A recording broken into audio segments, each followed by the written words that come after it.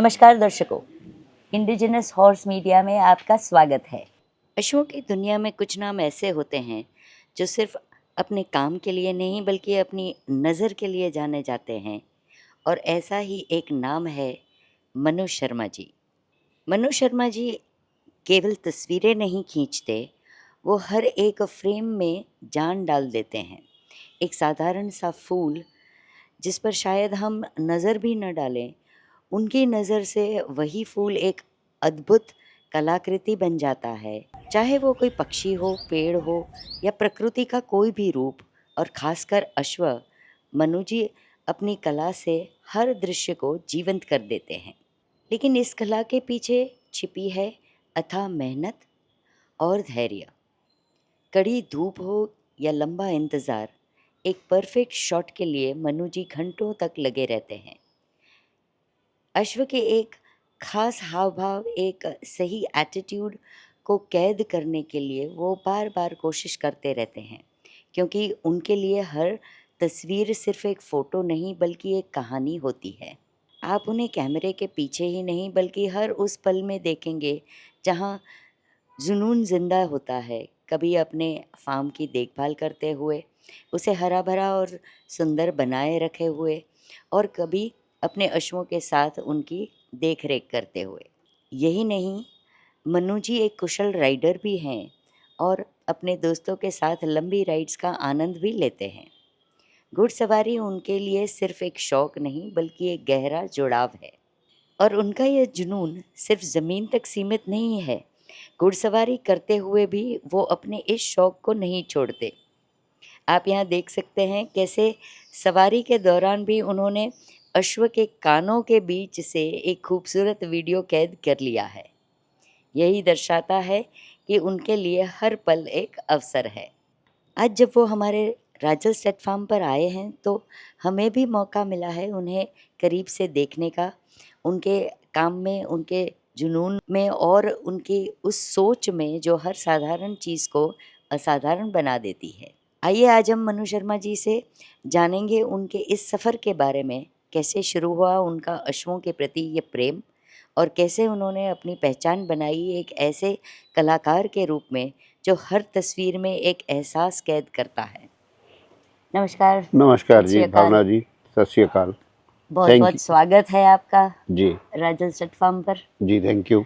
बहुत सालों से इच्छा थी आने की, मगर देखिए काफ़ी टाइम बाद पॉसिबल हुआ जी। जी जी। सबसे पहले तो शर्मा जी ये बताइए कि आपका घोड़ों के साथ जो पहला अनुभव हुआ जी, कि आप संपर्क में आए घोड़ों के साथ, उसके बारे में दर्शकों घोड़ों को की बताइए। दुनिया में एक कहावत है जी कि एक बार जिसकी रीढ़ की हड्डी घोड़े की रीढ़ की हड्डी के साथ घिस गई तो वो घोड़े के जादू से बाहर नहीं जाता।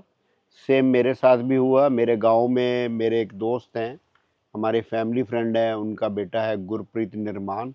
उसने मुझे अपनी घोड़ी पे एक राइड दी, तो ये मानिए ये 1999 की बात है जी। तो बस मैं तब से घोड़े पे ही बैठा किया हूँ। उसने पहली बार तो राइड किया तो समझ लीजिए मेरी ज़िंदगी बदल गई। उसके बाद मैं घोड़े के जादू से कभी बाहर नहीं आया जी। अच्छा, डर नहीं लगा पहली बार चढ़ रहे थे घोड़े पे नहीं, मैं उम्र थी मेरी अप्रॉक्सीमेट 29 ईयर्स आई थिंक। हाँ हाँ। मैं फिजिकली फिट था, साइकिलिंग करता था, जिम जाता था, दौड़ लगाता था, तो मुझे नहीं डर नहीं। मगर मैंने घोड़ी को टच भी उस दिन पहली बार किया था और मैं बैठा भी पहली बार था। अच्छा। और मैं बैठा तो मैंने जिस भाई की वो घोड़ी थी उससे ये ज़रूर पूछ लिया कि ये मुड़ेगी कैसे, रुकेगी कैसे। बहुत सारे लोग बैठते हैं, पूछते कुछ है नहीं, तो घोड़ी लेके उनको भाग जाती है।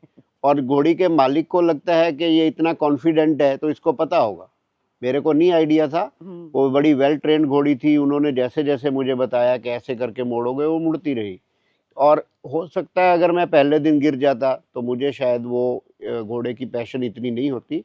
तो उस घोड़ी का और उस भाई का बड़ा क्रेडिट है जी। इक्वाइन फोटोग्राफर बहुत ही बेहतरीन, बहुत ही उम्दा हैं आप जी। तो काफ़ी चैलेंजेस भी आए होंगे इस करियर में, तो उसके बारे में थोड़ा बताइए। सबसे पहला तो चैलेंज तो नहीं कुछ आते जी। Where there is a will there is a way. जितना आप किसी चीज़ को प्रेम करते हो तो उसमें आने वाले जितनी भी अड़चने आप उनको धीरे धीरे दूर कर लेते हो जी। मैं बेसिकली पहले हॉर्स लवर बना, फोटोग्राफर मैं बाद में किया। मेरी जो फोटोग्राफी शुरू हुई वो सिर्फ घोड़े से ही हुई थी। तो चैलेंजेस तो ऐसे थे, ना कैमरे की समझ थी, ना कंप्यूटर का पता था। मेरे एक दोस्त है विजय शोरी, यूएस से रहते हैं, उन्होंने एक छोटा सा कैमरा, उनका कैमरा मेरे पास आ गया तो उससे मैंने लिया। फिर ये आइडिया नहीं था कि इसका मेमोरी कार्ड को कहाँ करेंगे प्रोसेस, फिर कंप्यूटर लिया। उसी चक्कर में कंप्यूटर भी सीख लिया जी, और धीरे धीरे कैमरा अपग्रेड करते रहे तो रास्ता फिर आसान हो गया। अगर आपकी इच्छा है कि मुझे ये काम करना है तो आदमी रास्ते ढूंढ लेता है। और जैसे छोटे कैमरे से शुरू किया, हाँ जी, इक्का दुक्का फोटो लिए, जी। उसके बाद टर्निंग पॉइंट कहाँ असल आया में करके? कैसा था ना जी, जब मेरे को घोड़ों का शौक हुआ तो उससे पहले मेरा कंप्यूटर के साथ भी कोई एक्सपीरियंस नहीं था। तो मैं कभी कभी साइबर कैफे जाता था कि और दुनिया में किस तरह के घोड़े हैं या हिंदुस्तान के घोड़े कैसे हैं। तब जाके मैंने पहली बार ये वर्ड सुना मारवाड़ी, वो इंटरनेट से मुझे मिला। अच्छा। पता चला कि एक मारवाड़ी घोड़ा होता है, सिंधी होता है, नुकरा तो पंजाब में था ही। फिर खुद कंप्यूटर लिया, फिर पता चला कि आप अपनी फोटोज को कैसे अपलोड कर सकते हो। तो उसके लिए उस समय एक वेबसाइट आती थी फ्लिकर, जो आपको 200 फोटोज की स्पेस देती थी। फिर उस पे अपलोड करते थे। फिर ऑर्कुट आ गया, फिर फेसबुक आया। फेसबुक काफी बाद में आई, बराबर। और उससे पहले फोन पे लोग नहीं ऑपरेट करते थे। फेसबुक और ऑर्कुट जो भी था उसको कंप्यूटर पे ही चलाना पड़ता था। हाँ जी। एक तो ना जी लोग, बहुत जगह मैंने कई जो प्रीचर्स होते हैं उनकी बात सुनी है कि आप अपनी विश किसी से शेयर मत करो, नज़र लग जाती है। अच्छा। मगर मैं सारी ज़िंदगी जो भी मेरी इच्छाएं हैं मैं मेरे दोस्तों से शेयर करता रहा हूँ। तो मैंने, एक मेरे दोस्त है विनोद चौहान उनका नाम है, उनका एक फेमस स्टूडियो है हमारे सिटी में। तो वो मेरे दोस्त बने, तो मैंने उनसे इच्छा जाहिर की यार कि मेरी फ़ोटोज़ ऐसी नहीं आती है। तो उन्होंने मुझे कैमरा बताया कि आप ये कैमरा खरीदो। फिर उन्होंने अपना लेंस कुछ दिन मुझे यूज़ करने के लिए दिया। तो अगर आप अपनी विश यूनिवर्स को तो भेजते हो, अपने दोस्तों से भी शेयर करो, तो आपकी समस्या का हल कोई ना कोई दोस्त निकाल देगा। अगर आप अपनी इच्छा को अंदर ही रखोगे तो बाहर किसी को क्या पता कि आप क्या सीखा। जब मैंने फोटोज अपलोड की तो जो फॉरेन के व्यूअर्स हैं वो आपकी गलतियां निकालते हैं, आपको उसको माइंड नहीं करना चाहिए। तो उन्होंने बोला कि गंदी बिट नहीं लगानी चाहिए, नाइलन हॉल्टर फोटोज में नहीं चाहिए। तब हमने ढूंढा कि अरेबियन हॉल्टर जो है, शो हॉल्टर, उसको प्रयोग किया, और धीरे धीरे उसको भी फोटोशॉप से रिमूव कर दिया। पिछाड़ी लगी हुई घोड़े की फोटो क्लिक करके डालते थे, तब लोग उस पर नेगेटिव कमेंट करते थे। फिर वो बंद किया कि अगर घोड़ा बंधा हुआ है उसकी फोटो डालनी नहीं है। बराबर। अगर कोई मुंह को लगाम खींच के बैठा है उसकी फोटो नहीं डालनी, कांटे वाली बिट है तो उसकी फोटो नहीं डालनी। तो गलतियां तो आपको दूर करनी पड़ेगी। जिंदगी और फोटोग्राफी दोनों सेम है जी। इसमें क्या होना चाहिए वो आपके बस में नहीं है, इसमें क्या नहीं होना चाहिए वो आपके बस में है। आप फोटोग्राफी करते हो, पीछे बड़ा खंबा है, तो आप घोड़े को कहीं ऐसी जगह ले जाओ जहाँ कोई बड़ा खंबा, बड़ी बिल्डिंग ना हो जो आपके घोड़े को ढक दे। सेम चीज़ ज़िंदगी है। आपको ये पता होना चाहिए कि आपको क्या नहीं करना है। क्या करना है वो अपने आप हो जाएगा। क्या नहीं करना है, डोंट्स को पहले आपको, अगर आप सक्सेसफुल होना चाहते हो और सुखी रहना चाहते हो, सक्सेसफुल का भी कोई डेफिनेशन नहीं है।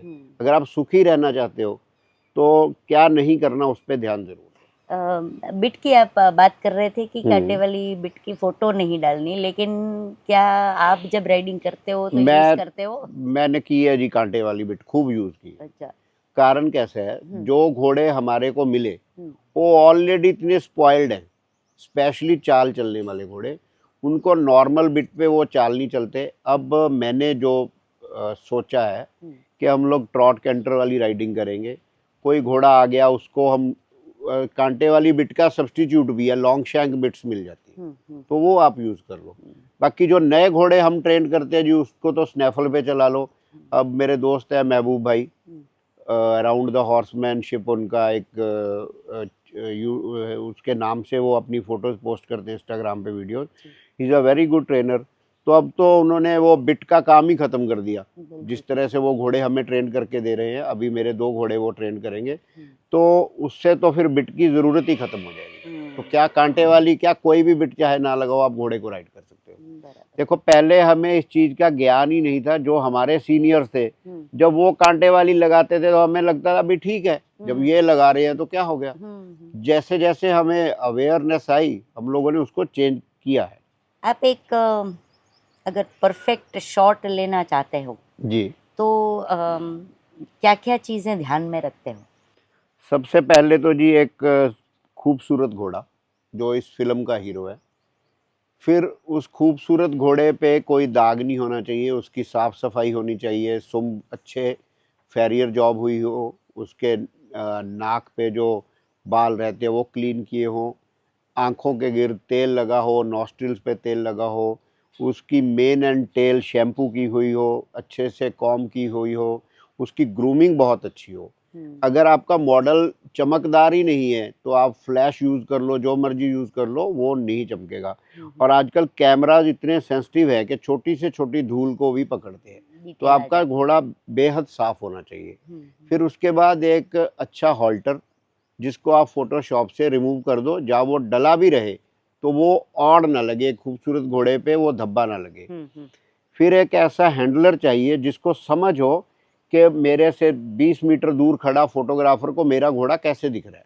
बहुत सारे हैंडलर्स क्या करते हैं, उनको अपनी फ़ोटो का फिक्र रहता है, घोड़ा कैसे दिख रहा है, या सिर्फ वो घोड़े के कानों की तरफ। आप बहुत सारी फ़ोटोज़ नोटिस करना, वो घोड़े के कानों की तरफ देखेंगे, पैरों पे कोई ध्यान नहीं देंगे। घोड़ा चारों पैर पे खड़ा होना चाहिए स्क्वायर, गर्दन उसकी राइटली प्लेस्ड हो, कान राइटली प्लेस्ड हो, नॉस्ट्रिल्स ना बहुत ज़्यादा खुले हों ना बहुत ज़्यादा सिकुड़े हों। अगर हवा नहीं चल रही तब फ़ोटो परफेक्ट आती है, क्योंकि उसकी जो अयाल है और उसकी पूँछ है वो भी दोनों राइट जगह पे रहते हैं जी। फिर उसकी जो कन्फर्मेशन आप दिखाते हो घोड़े की, वो चारों पैरों से अगर वो सही नहीं खड़ा तो आपका घोड़ा, कई बार अच्छा भला घोड़ा भी कन्फर्मेशन गलत कर देते हैं, क्योंकि हैंडलर को समझ नहीं होती। तो एक समझदार हैंडलर, सब जगह लोगों का दिल करता है कि मैं घोड़े के साथ फ़ोटो क्लिक करवाऊँ, मगर उनको और लोगों की फ़ोटो देख के पहले ये समझना चाहिए कि फर्स्ट प्रायोरिटी घोड़ा है और घोड़े को कैसे खड़ा करना है। घोड़े को साफ सफाई बहुत लोग करेंगे, मगर जब फ़ोटो की बारी आती है तो वो पज़ल हो जाते हैं और उनको समझ में नहीं आता कि घोड़े को कैसे खड़ा करना है। चलो, ये सिचुएशन आपके सामने आती ही होगी। अक्सर आती है जी। फिर अब क्या करते हो? वो कितना टाइम देते हो ये सब सेट करने हाँ में, या जी, उनको इसमें ना जी एक तो हैंडलर को मैं समझा देता हूँ, पहले कुछ फ़ोटोज़ दिखाई जा सकती है, जब मैं खुद भी हैंडल करके उसको बता देता हूँ, क्योंकि मैं एक हॉर्समैन हूँ, घोड़ा में मैं पहले आया, फोटोग्राफर बाद में। मतलब तो मेरे को सब आइडिया कि अगर घोड़ा हैंडल नहीं हो सकता तो उसको कैसे करना है। फिर भी लड़के घोड़े वाले आजकल समझदार है, समझ जाते हैं। दूसरी बात, एक खूबसूरत घोड़ा एक बहुत अच्छी बैकग्राउंड में ही अच्छा लगता है। अगर आपकी बैकग्राउंड ऐसी है जिसमें घोड़े के पैर ज़मीन में धंस गए तो आपका घोड़ा छोटा लगेगा। उसके सुंब की क्वालिटी वो नज़र नहीं आएगी जो एक फ्लैट सरफेस पे नज़र आएगी। कलर, या आपका जो डार्क कलर का घोड़ा है उसके पीछे जितनी लाइटर बैकग्राउंड आप रखोगे, वो चमकदार नहीं होनी चाहिए, लाइटर चाहिए। मेरी प्रायोरिटी रहती है कि घोड़ा थोड़े मेरे से 2-3 फीट ऊंचाई पे हो, जिससे पीछे दूर तक डेप्थ ऑफ फील्ड मिल जाए, और अगर आसमान है तो वो बेहतरीन फोटो होती है। बहुत सारे लोग घोड़े को बिल्डिंग के साथ क्लिक करना पसंद करते हैं, मगर मेरी जो प्रायोरिटी है, मेरे लिए घोड़ा प्रमुख है। उसके पीछे अगर ताजमहल भी है और आपका घोड़ा सुंदरता से नहीं खड़ा तो ताजमहल पे भी आपका घोड़ा धब्बा लगेगा, और अगर आपका घोड़ा अच्छा खड़ा है तो वो अपने आप में ताजमहल है। और घोड़े की फोटोग्राफी जो लोग भी करते हैं, इसको आप ह्यूमन पोर्ट्रेट से या ह्यूमन फोटोग्राफी से मत जोड़े। ह्यूमन तो आपके कहने से स्माइल करेगा, जितनी आप बोलोगे उतनी स्माइल करेगा, अगर थोड़ा बोलोगे एक्सप्रेशन अपना चेंज करेगा। उसका उसको आप मैनेज कर सकते हो, घोड़े को मैनेज नहीं कर सकते। घोड़े के मैक्सिमम क्लिक कीजिए ताकि आपका टाइम जाएगा सिलेक्शन में, डिलीट करने में, मगर आपको एक परफेक्ट शॉट मिलेगा ही मिलेगा। हो सकता है आपके 15 मिनट के शूट में कुछ सेकंड्स के लिए घोड़े ने वो दिखाया हो जो आपने इस चक्कर में ही क्लिक नहीं है किया कि मेरे को डिलीट करना पड़ेगा। तो उसकी कोई मूवमेंट आपको, भले एक घोड़े के लिए आपको 10,000 क्लिक भी करने पड़े, वो करो, मगर वरना आपके दिल में एक ये दर्द रहेगा कि यार वो मूवमेंट मैंने देखी थी मगर वो मैं कैप्चर नहीं कर पाया। सो बड़ा मेमोरी कार्ड रखो, महंगा कैमरा रखो, और बड़ा दिल रखो कि जो आप क्लिक कर सकते हो मैक्सिमम करो। उस घोड़े का कोई भी जो 1 सेकंड का 100वां हिस्सा भी अगर उसने दिखाया तो वो आपकी फोटोज में होना चाहिए। ये जो आपने डिटेल्स बताई, जी। आपका कोई ऐसा अनुभव कि आप परेशान हो गए लेकिन वो एटीट्यूड या वो जो आपको चाहिए था पोस्चर घोड़े जी का वो आया ही नहीं? नहीं, ऐसे बहुत सारे घोड़े होते हैं जी, हम्म, जो घोड़े वास्तविक सुंदर होते हैं हम्म, मगर वो फोटोजेनिक नहीं होते। कुछ अच्छा। घोड़े अदरवाइज उनका इंप्रेशन इतना जबरदस्त नहीं होता मगर वो कैमरे के सामने अपने आप को ऐसा पेश करते हैं, जब लोग फोटो देख के फिजिकली उसको देखते हैं जाके, तब फिर हमें गालियां देते हैं कि भाई तुमने क्या किया इसके ऊपर। सो इसका हीरो तो घोड़ा ही है जी। हाँ, बाकी घोड़े की फोटोग्राफी में आपको घोड़े से पहले प्रेम होना चाहिए, फिर आपके पास इक्विपमेंट है जो वो भी बेहतरीन होना चाहिए ताकि वो उस मूवमेंट को मिस ना करे, कलर को एग्जैक्ट कलर दिखा सके, ये जरूरी है जी। इक्विपमेंट की बात करें तो कोई रिकमेंडेशन की कौन सा? मैं तो जो यूज करता हूँ जी वो मैं बता सकता हूँ। मैं यूज करता हूँ जी, मेरे पास 2 बॉडीज हैं जिसमें है अल्फा 7R5 सोनी, एक लेंस है 300 mm 2.8, एक 85 mm है जी, एक 2.8 70x200 है। ये वर्ल्ड के बेस्ट लेंस है जी। थोड़ा दूर से आपको हैंडल करना पड़ता है मगर बहुत शार्प फोटोज आती है जी। अगर आपका इक्विपमेंट अच्छा है तो कभी लाइट थोड़ी कम भी होगी तब भी आप काम चला सकते हो। बाकी फ्लैश फोटोग्राफी मैंने कोशिश की है यूज़ करने की, मगर वो ज़्यादातर मेरे फार्म पे ही सक्सेसफुल होती है क्योंकि वहाँ मेरे पास ज़्यादा समय रहता है। जब आप किसी शूट पे गए हो, अगले ने आपको पे किया है और एक शाम का समय है, तो उसमें बहुत ज़्यादा एक्सपेरिमेंट्स आप नहीं कर सकते। और घोड़े की फ़ोटोग्राफी आउटडोर करनी है तो आम तौर पे हवा चलती है, बड़ी फ्लैश आपकी स्टेबल ही नहीं रहती। और बैकग्राउंड के मामले में भी मैं बिल्डिंग के साथ फोटोग्राफी नहीं करता जी, क्योंकि उसको सेट करते करते आपका समय चले जाता है और आपका घोड़ा उसके बाद परफॉर्म करना बंद। तो मनु जी, आप काठियावाड़ी अश्व भी रखते हैं? एक घोड़ी है जी मेरे पास, जी। गोल्डी तो उसका नाम है जी। ओके, तो मारवाड़ी के बीच काठियावाड़ी क्यों? काठियावाड़ी घोड़ी तो जी जब से मुझे मारवाड़ी से प्रेम है तब से ही काठियावाड़ी से भी प्रेम है। इंडिजिनस ब्रीड है और बहुत खूबसूरत घोड़ा ये है, बड़ा हार्डी है। ये पता मुझे अब चला जब रखा के वाकई हार्डी है, बड़ा मूडी भी है, 1 मैन हॉर्स इसको लोग बोलते हैं, वार हॉर्स है, गुस्से वाला है। मगर मुझे तो घोड़ी दिग्विजय बापू ने गिफ्ट की है जी, कोई मेरा पैसा नहीं लगा। जब मैं पैसे से घोड़ी ढूंढने गया तो लोगों को लगा कि ये पता नहीं क्या तजुर्बा करेंगे या हमारी ब्रीड हम बाहर क्यों दे, मुझे कभी घोड़ी खरीद नहीं पाया मैं। अब मगर मुझे जब बापू ने वो घोड़ी दी तो वो भी मैं कहता हूँ कि सारी काठियावाड़ी की वन ऑफ द बेस्ट घोड़ी है जी। टेम्परामेंट वाइज राइडिंग के लिए बेहतरीन है और टेम्परामेंट बहुत अच्छा है।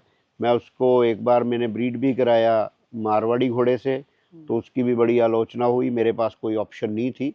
अब भी नहीं होगी तो मैं फिर मारवाड़ी से ही मेट करूँगा जी। और जो लोग कहते हैं जी प्योर वर्ड घोड़ों में, तो मुझे लगता है प्योर वर्ड हमें छोड़ देना चाहिए, हमें टर्म यूज़ करनी चाहिए ब्यूटीफुल मारवाड़ी या ब्यूटीफुल काठियावाड़ी या ब्यूटीफुल सिंधी। क्योंकि अगर हम प्योर बोलते हैं तो 10 यहाँ ऐसे लोग हैं जो उसकी प्योरिटी पे सवाल उठाते हैं। तो मुझे प्योरिटी से कोई मतलब नहीं जी, मुझे खूबसूरती से मतलब है।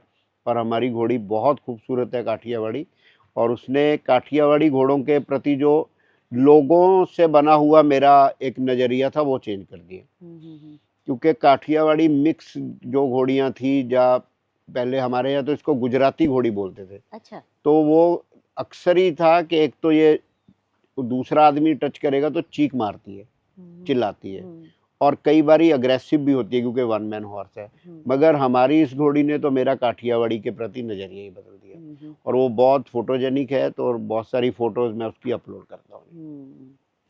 तो जितनी आप तारीफ कर रहे हैं ये काठियावाड़ी अश्व की, जी मैं कई एक्सपर्ट से ये सवाल कर चुकी हूँ, जी आपसे भी पूछती हूँ, आपके ओपिनियन में जी ये काठियावाड़ी प्रमोट क्यों नहीं हुए जितने मारवाड़ी को लोग जानते हैं? आपको एग्जाम्पल दे दूं कि 2 साल पहले मैं मेरी काठियावाड़ी काठियावाड़ी स्टालियन था मेरे पास, तो उसको पुष्कर लेके गई थी। जी तो जो जनरल पब्लिक जिसको घोड़ों का ज्यादा नॉलेज नहीं था, इतना पता था कि हाँ ब्लैक कलर के घोड़े होते हैं मारवाड़ी में जी वो आके ऐसे पूछते थे कि मैडम क्या ये फॉरेन से घोड़ा लाए? जी जी अरे जी अपनी देश की ब्रीड और अपनी पहचानते, मतलब काठियावाड़ी इतने पीछे रह गए, तो इसका कारण आपको क्या लगता है? जो फिनेटिक पीपल होते हैं ना जी, हम्म फिनेटिक या कट्टर लोग होते हैं, हम्म वो समझते हैं कि ये भाषा, ये धर्म, ये ब्रीड हमारी वजह से बची हुई है, जबकि कट्टर लोग किसी धर्म के, किसी भाषा के सबसे बड़े दुश्मन होते हैं, क्योंकि वो आम पब्लिक को इंटरेस्ट पैदा होने से पहले उनको जूते मार के उससे दूर कर देते हैं। और आदमी समझता है कि यार ये तो इतना टफ है कि इसकी बेइज्जती हो जाएगी, इसकी इंसल्ट हो जाएगी, तो लोग उस चीज़ से दूर हो जाते हैं। सो जैसे पंजाबी लैंग्वेज को खतरा गुजरातियों से नहीं है, उसको खतरा पंजाबियों से है, क्योंकि पंजाबी उसको बोलते हैं, वो बात करेंगे पंजाबी के प्रेम की, खुद के बच्चे पढ़ेंगे उनके कॉन्वेंट्स में, घर में पंजाबी नहीं बोलेंगे, हिंदी बोलेंगे। और हमारे स्कूलों का माहौल ऐसा है, मेरी वाइफ एक टीचर है और पंजाबी की टीचर है, मगर वो हिंदी बोलती है बाजार जाके। तो मैंने उसको बोला कि तू पंजाबी टीचर है, वो बोली मैं बेशक क्लास में पंजाबी बोलती हूँ, मगर स्कूल वालों ने मैंडेटरी किया है कि आप बच्चों से हिंदी में बात करोगे या इंग्लिश में बात करोगे। तो दुश्मन कौन है? आप लोग तो नहीं पंजाबी के दुश्मन, हम काठियावाड़ी के दुश्मन नहीं है। काठियावाड़ी के दुश्मन वो लोग हैं जिनके घर में काठियावाड़ी है। अब ये उसको इतने बड़े पैमाने पे ब्रीड करें कि इसको पंजाब, राजस्थान, इवन के गुजरात के लोगों को भी ये अवेलेबल नहीं है। अहमदाबाद के लोगों को अगर सुंदर काठियावाड़ी चाहिए, शायद उनको इसलिए नहीं मिलती कि हमारी ब्रीड बाहर जाके खराब हो जाएगी। आप दो तो सही ना, खराब भी ज्यादा से ज्यादा क्या होगी, मारवाड़ी से मेट हो जाएगी। काठियावाड़ी मारवाड़ी का एक बेस्ट एग्जाम्पल है नाग घोड़ा, उसके जितना सुंदर घोड़ा नहीं हो सकता। उसकी माँ काठियावाड़ी थी, बाप मज्जू के लाइन का एडम घोड़ा था। तो अगर मिक्स होके आपको एक सुंदर घोड़ा मिल रहा है तो आपका क्या जाता है। और काठियावाड़ी, अगर ये खुद जो लोग काठियावाड़ी के ब्रीडर्स हैं, उसको सबसे बेहतर वही प्रमोट कर सकते हैं।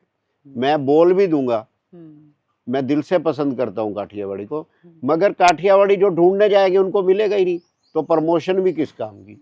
इससे अच्छा है अच्छी काठियावाड़ी घोड़ियों को ज़्यादा से ज़्यादा ब्रीड करो, ताकि वो पूरे इंडिया में फैल जाएगी। मनु जी ये बताइए कि कोई युवा अगर इक्वाइन फोटोग्राफी का करियर लेना चाहे जी, तो आप क्या सलाह देना चाहोगे उनको? सबसे पहले तो जी उसको घोड़े से प्रेम होना चाहिए। फोटोग्राफर बनने से पहले वो कुछ समय, क्या कुछ साल घोड़ों के साथ बिता ले। अगर वो नहीं बिताना चाहता तो ऑलरेडी जो लोगों ने फोटोज़ क्लिक की है उनको बैठ के स्टडी करे कि एक घोड़ा किस तरह से खड़ा हुआ सुंदर दिखता है। मैंने फोटोग्राफर बनने से पहले उस समय गूगल पे सर्च करके अरेबियन घोड़ों की फ़ोटोज़ मिलती थी, तो जितनी होंगी, जितनी मैंने देखी थी, सब मेरे पास सेव्ड थी और मैं दिन में उनको हज़ारों बार देख लेता था। काठियावाड़ी घोड़े के कानों की प्लेसमेंट अलग तरह से सुंदर दिखती है, मारवाड़ी की अलग तरह से सुंदर दिखती है, अरब की अलग तरह से लगेगा। और कन्फर्मेशन पे ध्यान देना चाहिए कि फ़ोटोज़ में घोड़ा किस तरह से खड़ा हो, तब वो सुंदर दिखता है, जिससे उसकी टॉप लाइन बराबर दिखे, टांगों की कन्फर्मेशन अच्छी दिखे, पुट्ठा अच्छा दिखे और पूँछ सही दिखनी चाहिए। तो इस तरह से जितनी आप स्टडी करोगे और आपको अपने सब्जेक्ट से प्रेम होगा, तभी जाके आप एक अच्छे फोटोग्राफर बन जाओगे। सिर्फ पैसे के लिए इस काम में मत आना। और ये इतना इजी नहीं है जितना दिखता है, कि किसी को अगर, जैसे मैं अराउंड 50,000 चार्ज करता हूँ ट्रैवलिंग एक्स्ट्रा, तो मगर उसके लिए मुझे मेरे दिन कितने जाते हैं। काम मैंने एक शाम किया तो हो सकता है उसके लिए 500 किलोमीटर मेरी गाड़ी चल जाए, तो उसका जो स्ट्रेस है, घर से बाहर रहने का स्ट्रेस है, आपकी फैमिली भी सफ़र करती है।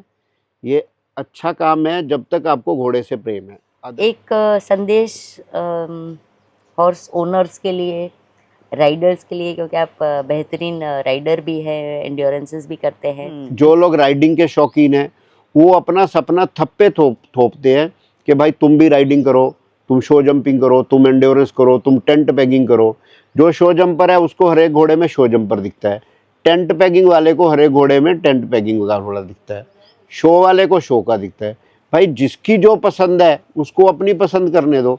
मुझे सिंपल राइडिंग पसंद है भाई, मैं कंपटीशन नहीं कर सकता, तो अब मैं सबको ही बोलूँगा तुम कंपटीशन छोड़ के लॉन्ग राइड जाओ, घूमते घूमते 60 किलोमीटर करके आ जाओ, तो मेरे को क्या अधिकार है? सबका एक सपना है, सबको उस सपने को पूरा करने में आप कोई मदद कर सकते हो, उसके थॉट प्रोसेस को, तो अलग बात है। मगर आप सबसे उम्मीद मत करो कि ये ओलंपिक्स में चले जाएंगे। सबके पास अपने साधन है, अपनी तरह के घोड़े हैं। मैंने लोगों के पास वो घोड़े भी देखे जो सारी ज़िंदगी यूँ लगता है लेम चलते हैं, मगर उन्होंने उस घोड़े के साथ राइडिंग भी की, उस घोड़े के साथ मज़े भी लिए। तो अपना ड्रीम या अपना जो थॉट है, हम दूसरों पे प्लीज़ मत थोपें। एंड में शर्मा जी एक रैपिड फायर राउंड करते हैं जी। 10 सवाल पूछूंगी आपको, अगर जवाब नहीं देना है तो पास बोल नहीं, दीजिएगा। घोड़े से संबंधित हर एक चीज़ का जवाब मेरे पास है जी। जी जी बिल्कुल। आपका सबसे फेवरेट स्टैलियन? देव साहब। आपकी फेवरेट किताब या मूवी? मूवी तो बहुत सारी है जी, मगर उसमें एक कार्टून मूवी है, स्पिरिट स्टैलियंस ऑफ सिमारॉन। हाइट या कन्फर्मेशन? कन्फर्मेशन ज़्यादा ज़रूरी है जी, मगर हाइट विद कन्फर्मेशन वो बेस्ट कॉम्बिनेशन है। नेचुरल ब्रीडिंग या एआई? अगर आपके पास घोड़ा वो अवेलेबल नहीं है तो एआई। एक मारवाड़ी घोड़े का आपका सबसे फेवरेट कैरेक्टरिस्टिक? उसकी खूबसूरती। मुझे दुनिया में, अगर मैंने बहुत सारी ब्रीड्स लाइव भी देखी है, इंडिया में ही देखी है, बाहर जाके तो नहीं देखी, उनके वीडियो देखे, मगर जो खूबसूरती मारवाड़ी घोड़े में है वो मुझे किसी और ब्रीड में नज़र नहीं आएगी। ब्रीडिंग करते समय आप सबसे पहले कौन सी चीज़ देखते हैं घोड़ा घोड़ी में? ये कुदरत है, हो सकता है दोनों के नेगेटिव्स भी आपके बच्चे में आ जाए। सो ये आदमी का सपना है, मुझे लगता है वो कैलकुलेशन हर बार सही हो, बाकी ये ब्रीडिंग ये भगवान के हाथ में ही है। अगर इंसान के हाथ में होती तो सब घोड़े शान जैसे सुंदर होते, सब घोड़ों को शानदार जैसा पटा होता, और सब घोड़ों के कान और गर्दन अति सुंदर जैसी होती, मगर वो हो नहीं ना रही जी। भंवरियों के, हमारे पीढ़ियों से भंवरियों को बुरा माना गया है, मगर फिर भी गलत भंवरियों के घोड़े पैदा हो रहे हैं, तिलक तोड़ पैदा हो रहे हैं, 3 पैर वाइट पैदा हो रहे हैं, छोटी गर्दन वाले बच्चे पैदा हो रहे हैं उन घोड़ों के जिनकी खुद की गर्दनें बहुत अच्छी है, माँ की ब्लड लाइन बहुत सुंदर रही है, मगर फिर भी तो उसमें भी तो कम सुंदर घोड़े पैदा हो रहे हैं। आप जब घोड़ा खरीदने जाते हो तो कौन सी चीज़ सबसे पहले देखते हो? उसकी कंफर्मेशन कैसी है, मैं बाद में जाता हूँ। अगर वो मुझे अपील करता है, बस मेरे लिए वही क्राइटेरिया। एक सपना जो आप पूरा करना चाहते हो? मैं एक ना जी, लॉन्ग राइडर्स का कंसेप्ट है, वैसे मेरे फार्म का नाम भी लॉन्ग राइडर्स है, चाहे हम लोग लॉन्ग राइड्स करते हैं। मैंने 2 बार बरनाला से लेके पुष्कर की राइड भी की ऑन हॉर्स बैक, एक घोड़ा एक सवार, एक बार अकेले ने की, एक बार हमारे ग्रुप में की।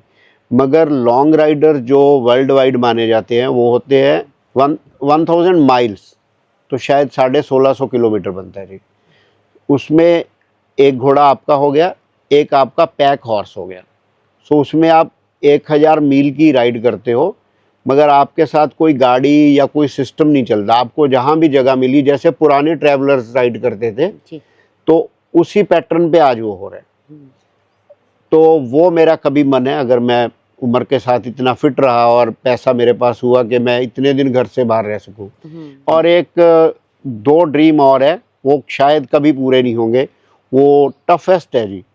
एक टेविस कप है, अमेरिका में होता है, 100 माइल्स इन 1 डे। सैल्यूट है उन लोगों को जिन्होंने उसको पूरा किया जी। एक बंदा मेरे नाम हमेशा याद रहता, पोटैटो, उनकी उम्र शायद 60 प्लस थी या 70 के अराउंड थी, और उनका घोड़ा 15 साल का था, तो उन्होंने उसको पूरा किया था। एक मंगोल में रेस होती है 1000 किलोमीटर, 100 किलोमीटर्स एवरी डे, मगर एवरी डे आपको नया घोड़ा मिलता है और जीपीएस से ही ट्रैकिंग है कि आपको किधर जाना है, कोई एड नहीं। तो ये मेरे ड्रीम है, शायद पूरे हो ना हो, मगर जिन्होंने ये पूरा किया जी उनको सैल्यूट है सब लोगों को। जी जी जी, चलो विश करते हैं कि ये इच्छाएं भी पूरी हो जाए। नहीं, है 1600 किलोमीटर वाली तो पूरी कर लेंगे जी। जी। अगला सवाल, एक गलत मान्यता जो अश्वों को लेके फैली हुई है हमारे देश में? आजकल ना जी, अश्वों को लेके भी एक फैली हुई है, एक अश्व मालिकों को लेके भी फैली हुई है जी। एक तो लोगों ने ये परसेप्शन बना ली कि घोड़े वाले झूठे होते हैं, घोड़े वाले फरेबी होते हैं, मकार होते हैं। ऐसा बिल्कुल नहीं है, घोड़े वाले बहुत अच्छे होते हैं। आप अपने लालच में मकार लोगों के पास फंसे हो। लोग घोड़े वाले मकार नहीं होते। आपको महंगी चीज़ों को सस्ती चीज़ें सस्ते रेट में खरीदने के चक्कर में आप मकारों के पास फंसे हो, क्योंकि आप भी मकार हो। ठीक है। दूसरी मान्यता ये कि मारवाड़ी घोड़ा आम आदमी के बस का नहीं है। मारवाड़ी घोड़ा आज भी आम आदमी के बस का है। अगर आप फरारी लेना चाहते हो तो फरारी का रेट देना पड़ेगा। आप ऑल्टो लेना चाहते हो तो ऑल्टो आज भी है, और 4 लोगों को बिठा के पूरे हिंदुस्तान का वो भ्रमण करा सकती है। तो घोड़ा लाख रुपए में भी मिलता है, घोड़ा 10 करोड़ का भी हो सकता है, डिपेंड करता है। जी। और इसमें आप भी यूट्यूबर हो, मैं भी हूँ, और बहुत सारे भाई हैं, उनकी भी ड्यूटी बनती है कि हम ऐसे दुखी लोगों की इंटरव्यू ही ना करें जो पूरी इस कम्युनिटी को बदनाम करे। हम अच्छे लोगों को, पॉजिटिव लोगों को लेके आए ना। एक दो जो लोग जिनका काम ही रोना है, उनको वो अगर फ्रिज लेंगे तब भी रोएंगे, गाड़ी लेंगे तब भी रोएंगे, घोड़ा लेंगे तब भी रोएंगे, क्योंकि उनकी आदत है। तो गलती हमारी है। मैं तो स्ट्रिक्टली बैन है कि मैं नेगेटिव लोगों से बात नहीं करता। आखिरी सवाल, अगर आपका घोड़ा बोल सकता, जैसे जी। हम इंसान बोलते हैं, तो वो 1 या 2 शब्द में आपको क्या बुलाता? जैसा आप उससे बिहेव करते हो, जो आपको ऐसा ही बुलाता। नहीं, आपका घोड़ा क्या बुलाता आपको? मेरा घोड़ा तो मुझे लगता है मुझे देख के कई बार गाली देता है, कई बार मुझे वेलकम करते हैं जी। वो मुझे हर बार नए नाम से बुलाता होगा जी। अगर उसको लग रहा है कि मैं आज मेरे को ग्राउंड में नहीं छोड़ा गया, हो सकता है वो मुझे गाली देता हो कि भाई मेरी तरफ भी देख, मेरे को बाहर ले जा। हो सकता है उसका उस दिन मूड प्रसन्न हो, तो मुझे वो एक दोस्त की तरह बुलाता हो जी। वो डिपेंड करता है, घोड़ा आपका आईना है। तो बहुत बहुत धन्यवाद। थैंक यू जी, थैंक यू। बहुत आनंद आया आपकी बातें सुन के। Thank you very much. और आपको भी बधाई है। हमारे हिंदुस्तान में जो घोड़ा इंडस्ट्री है उसमें फीमेल की जो बहुत सारी कमी है, क्योंकि ये मेल डोमिनेटिंग इंडस्ट्री है। बिल्कुल। इसमें राइडर जो हैं लड़कियां, वो शो जंपिंग करती हैं, वो अलग दुनिया है। मगर देसी घोड़ों की दुनिया में औरतों को थोड़ी रिस्ट्रिक्शन है। उसका कारण भी हमारी सोसाइटी है। हमें लड़कियों को और नज़रिए से देखना चाहिए कि इनको भी बराबर अधिकार है। ये हमें घर से निकलने के बाद ये भूल नहीं जाना चाहिए कि हमारे घर में भी बहनें हैं, हमारे घर में भी माँ है। तो औरतों को नज़रिया, मर्दों को थोड़ा चेंज करना पड़ेगा, ताकि औरतें इस घोड़ा वर्ल्ड में फ्रीली मूव कर सकें। क्या बात है। थैंक यू जी। धन्यवाद। Thank you.